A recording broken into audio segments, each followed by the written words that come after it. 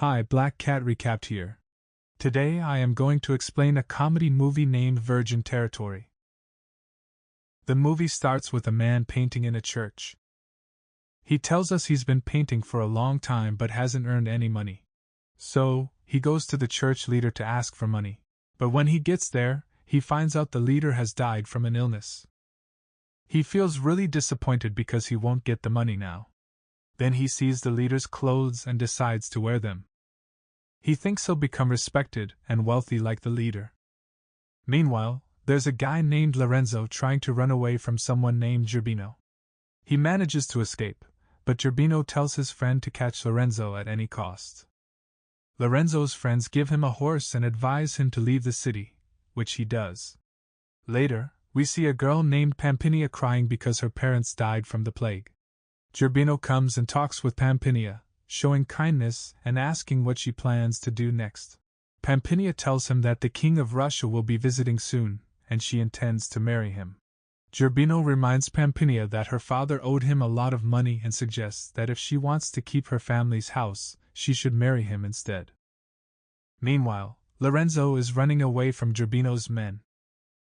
He meets a man who is unable to hear or speak, who used to work as a gardener nearby.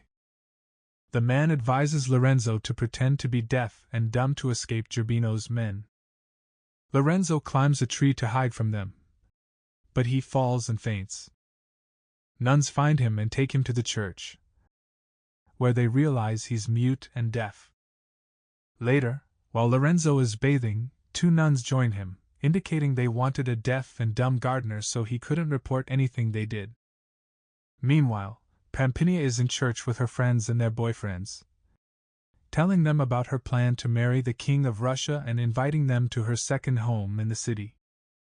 Gerbino appears and approaches Pampinia. Pampinia lies and says they were just praying, not talking about anything else, because the King of Russia might show up soon and she didn't want any trouble with Gerbino. She comes up with a plan to stay in the church, but it turns out to be where Lorenzo works as a gardener. Pampinia's friends leave to visit her, and while two nuns are getting Pampinia ready, she sees Lorenzo in the church. The nun tells her Lorenzo works there as a gardener and can't speak or hear. Pampinia notices Lorenzo and the nun in the woods but doesn't understand what's happening. She feels jealous when she sees Lorenzo paying attention to someone else. Gerbino tells King Dziudziński that Pampinia wants to marry him, so King Dziudziński leaves.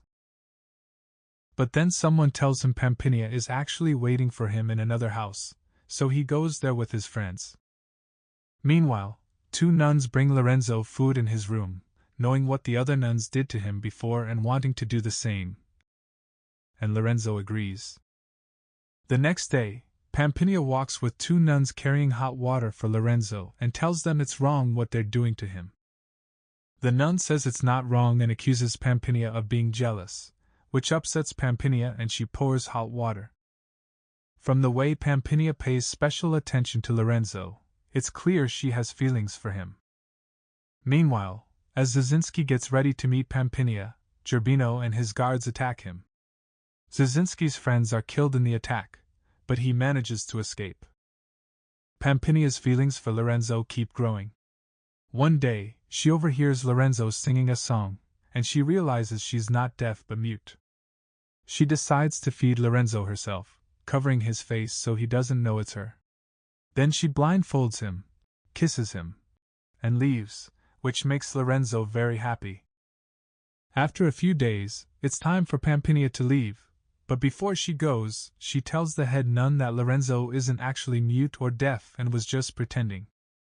She did this because she didn't want Lorenzo with any other nun.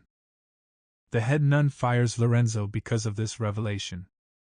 When Pampinia walks by, Lorenzo asks her to take him with her, and she agrees. Meanwhile, Dziudziński sees a girl underwater and starts talking to her. When he mentions he's going to marry Pampinia, the girl pretends to be her because she wants to marry Dziudziński.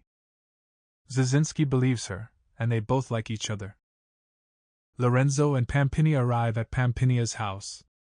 Lorenzo tells Pampinia he truly loves her and wants to marry the girl who kissed him while he was blindfolded. Pampinia asks him how he'll recognize that girl.